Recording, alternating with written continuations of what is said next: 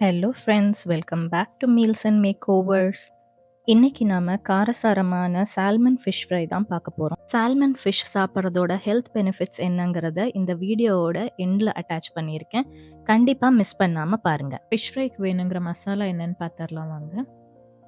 Red chilli powder 1.5 table spoon, Kashmiri chilli powder 1 table spoon, coriander powder 1 table spoon, fennel powder 1/4 teaspoon, jeera powder 1/4 teaspoon, garam masala 1/4 teaspoon, corn flour 1 tablespoon, rice flour 1 tablespoon, pepper powder 1 tablespoon, salt 1.5 tablespoon, oil 3 tablespoon, ginger garlic paste 1.5 tablespoon, அரை லெமனோட juice. என்கிட்ட இங்கே concentrate தான் இருக்குது, so around 2 table spoon add பண்ணுறேன். இப்போ அதை mix பண்ணிவிட்டு கெட்டியாக இருக்கிறனால கொஞ்சம் தண்ணி ஊற்றி இந்த பேஸ்ட்டை நல்லா மிக்ஸ் பண்ணிக்கலாம். இப்போ மசாலா பார்த்திங்கன்னா நல்ல ஒரு கன்சிஸ்டன்சியில் இருக்குது. ரொம்ப கெட்டியாகவும் இல்லை, ரொம்ப தண்ணியாகவும் இல்லை. ஃபிஷ்ஷில் இது வந்து நல்லா ஒட்டும். பொடியாக வெட்டினா கறி லீவ்ஸ் இது ஒரு இன்ட்ரெஸ்டிங்கான ஃப்ளேவர் கொடுக்கும்.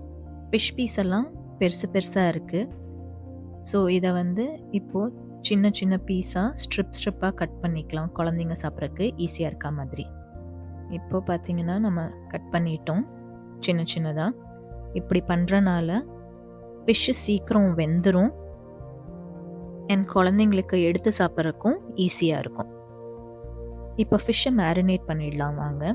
அதுக்கு முன்னாடி நான் கையில் வந்து ஆயில் தடவிருக்கேன், any cooking oil, so that கையில் காரம் ஏறாமல் இருக்கும். எல்லா பீசஸும் இப்போ மேரினேட் பண்ணியாச்சு. இதை ஒரு 2 to 4 hours ஃப்ரிட்ஜில் வச்சு எடுத்துட்டு அதுக்கப்புறமா வந்து இதை நம்ம தவா ஃப்ரை பண்ணலாம். 4 ஹவர்ஸ்க்கு அப்புறம் ஃப்ரிட்ஜிலேருந்து எடுத்திருக்கேன்.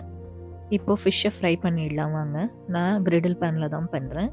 இதை தோசைக்கல்லுலேயும் பண்ணலாம்.